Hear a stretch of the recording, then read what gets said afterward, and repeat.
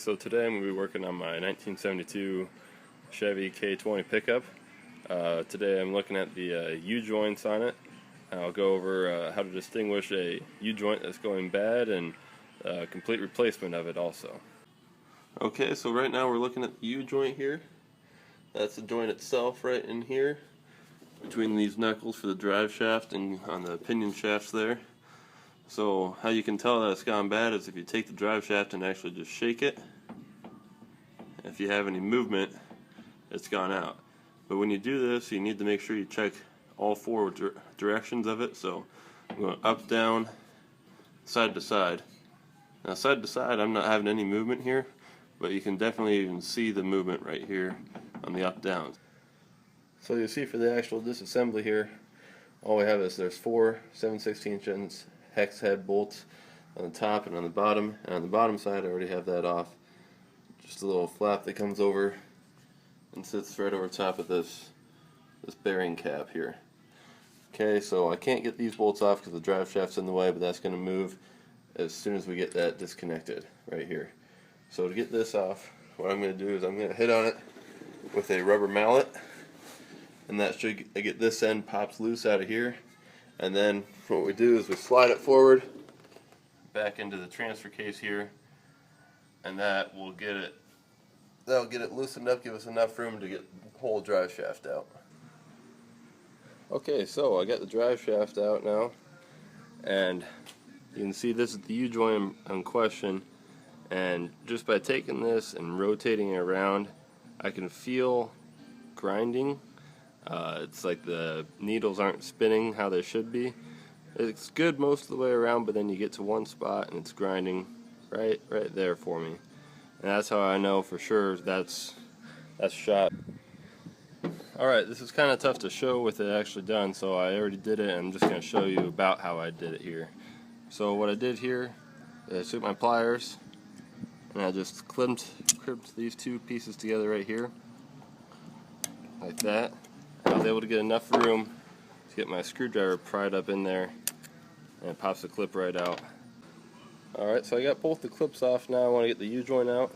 The way I do this is I put a socket on here so I'm not pounding on this surface here. We put a socket that fits in about the right, and yeah, you will ruin your socket, but you won't ruin your drive shaft. The socket's a lot cheaper if you buy the cheap sockets. And you hit on here, and you just pound on it like this, and it'll come out on the bottom side, and then you got it. Okay, so I got this pounded down here. Might have gone just a little bit too far on the top side here, but that's alright, we'll get it figured out. Alright, so the way I recovered myself right here is I took my hammer and I actually pounded on the end caps here of the U-joint, and so on either side I was able to pound this cap here back into the mount here, and so I'll pound that all the way through as low as I can, and then the U-joint should be able to wiggle free and come out of there. Okay, so I haven't been at this for a little while. I was on a bit of a work trip for a couple weeks, but this is where I'm at. I got my U-joint here from Spicer. Bought it up at O'Reilly's. I'm gonna put it into this little gap right here. And to start with, the way that you do that, obviously it doesn't fit. You have to take two of the end caps off that oppose each other. Okay, so when we take these end caps off of there, you want to do that very carefully, very slowly. So if you look inside of here, you'll see all these needles in there, and that's what the actual bearing is. And so we don't want to lose any of those, get those out of place or anything. And so what I found is the easiest way to keep those needles in place is to actually take some grease and put that in the cap here so that the needles get held in place by the grease there while we're pounding it to get it back into the drive shaft. Okay, so what I've done here is I put my grease into the cap here, and you see I put it all the way down to the bottom of the cap there so that it holds the needles in place. Okay, so what I've done here is I started on the other side of this here, and I took this cap end right here. It's kind of hard to see, but I pounded it in from the top side.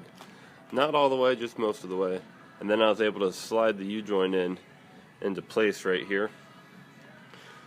And then always make sure to leave your grease thread off so that you have a pressure relief in there too. But from here, I'm going to be able to put the cap end on this side, pound that into place, and of course make sure that you have the U-joint lined up so that you don't hit the needles, because if you hit the needles then you're basically ruining the bearing right there and you have to get a new U-joint.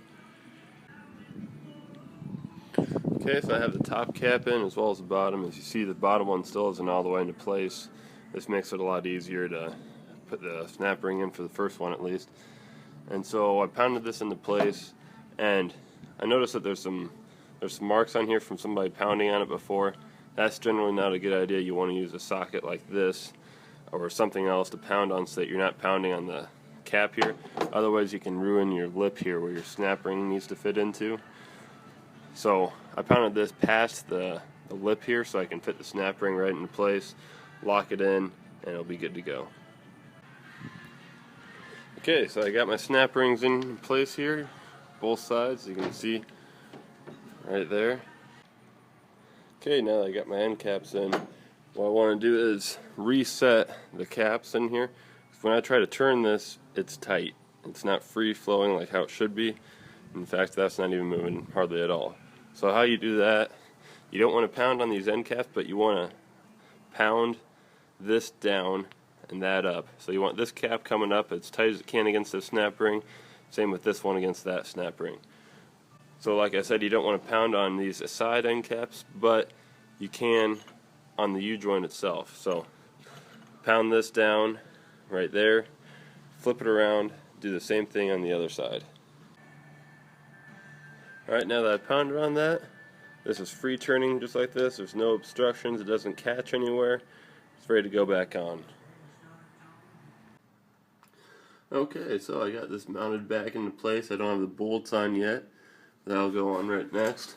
Got it mounted into place. One thing I forgot to mention is the grease cert. You got to make sure you put that on and put a little bit more grease in just to make sure that it's full and you don't have any air gaps in there. Alright, so I'm at the stage where I got the bolts on. I'm starting to tighten them down. One thing that's really important about when you're tightening these down is to tighten each side evenly so that it gets a good even pressure all the way around on this cap here. As far as how often should you check your U-joints, just make sure that you check them about as often as you change your oil. So whenever you change your oil, check the drive shafts, so the U-joints, check your wheel bearings, your steering system, check for any loose linkages or anything across the drive system of the vehicle, and that'll usually keep you in check so you can catch it before you have a problem on the side of the road.